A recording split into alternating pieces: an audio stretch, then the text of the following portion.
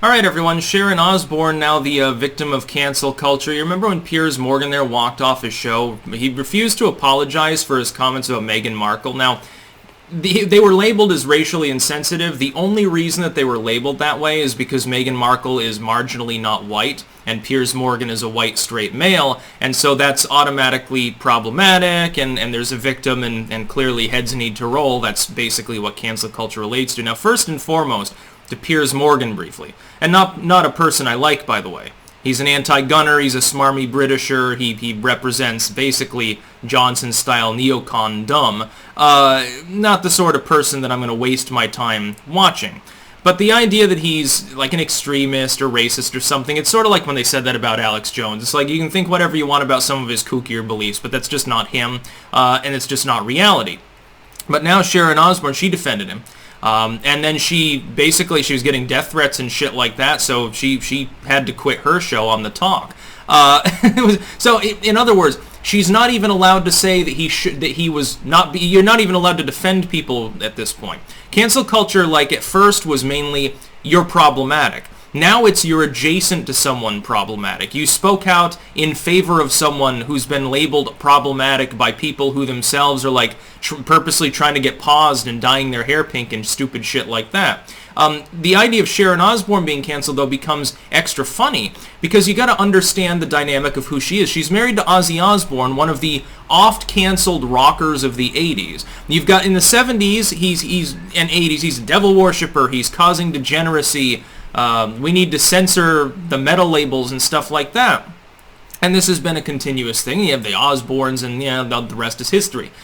So of all the things you could possibly have as a familial problem within the Osbourne family, before it was cocaine, Ozzy trying to kill Sharon Osbourne at one point because he was completely stoned out of his gourd. The kids with drug paraphernalia or harassing their neighbors or something. Of all of the things that could possibly be involved, too right wing. Sharon Osbourne, obviously a far right extremist now, according to these people. You have completely gone off the deep end if you think that there's anything far right about Sharon Osbourne. She happens to be a friend of Piers Morgan's on a more personal level. I don't know why, because he's not a very likable person, but it's her choice, and so she's saying, look, I didn't find his comments disturbing, and all of a sudden she gets reamed again by the cancel culture outrage mob of social justice warrior fucking freaks. And again, considering who it is, that's mainly what makes it amusing. Trust me, if Sharon Osbourne, very rich, very well known, generally very well liked, the only reason why Ozzy produced his last album, because I guarantee he would have been dead sometime in the late 80s, maybe early 90s, if her existence hadn't been in his life. He would have died. Enabler of heavy metal, enabler of the Prince of Darkness, far right. No, not really. Now, metal is now far right. I guess it's too white. There's not enough diversity in heavy metal. There was a report, this was, I think, late last year, if I remember. There was, I think it was a Vox article, and they were like, well, rock is dead, good riddance. And then they went on to say, oh, it's too male, it's too white, it represents outdated views and stuff. I'm thinking, rock and roll, of all things, is now a fixture of the far right. Maybe if you're Ted Nugent or something like that. Yeah, what are Bryan Adams' views? Marginally rock sometimes, anyway. This is hysterical. This is coming from the dregs of society, and they got her to walk off her show. Now she's suing, by the way, CBS for the situation. Literally what she did is say, hey, this is my friend. He's being called racist. I've never known him to be racist. Oh my God, well, you're defending this evil racist. That means you're a racist. See how wonderfully seamless the anti-logic of the far left at this point really is engaged in. It's hysterical to me. It's amazing that it's not amazing that there are people dumb enough to act that way. What is amazing is that there isn't an overwhelming plurality of the population telling them to shut the fuck up.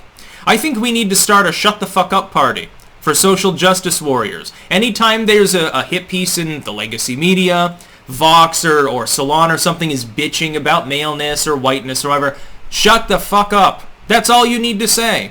That should be the only thing in the comments. It should be the only response on video. Shut the fuck up.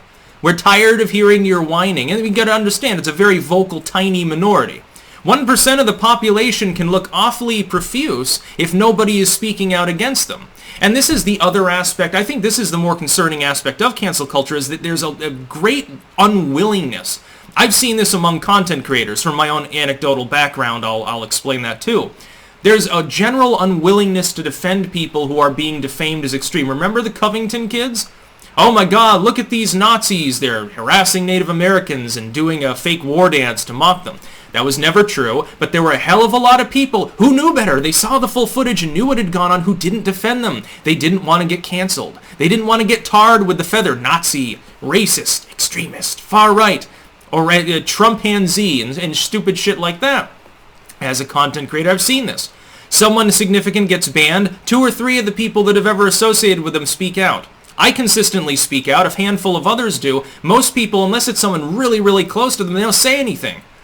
There was a Stone Toss comment. By the way, there's a link in the description to my Minds page. I posted it earlier today. There was a Stone Toss comic depicting people on an insinuated political spectrum and a big stone wheel moving towards them. And the person about to be crushed is like, cancel culture's gone too far. And the people to the left of him are clueless, and there's like a line of bodies to the right that have already been crushed. That's also what's happening. It's not unidirectional, but at the same time, there's certainly a skew to it because, calling someone a communist apparently no longer is a dirty word, even if they're self-proclaimed and they deny the Holodomor.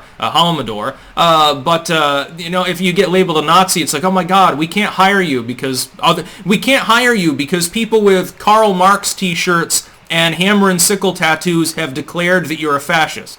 And this is sort of what's happening here. Sharon Osbourne, problematic. Yes, total racist. She is, obviously, she goose steps around her house. She has a Hitler shrine in the basement. She hates black people and gays. And come on, dude. At some point, you gotta say it's become so ridiculous it's a self-satire when they're even uttering this horse shit. That's about all. Peace out.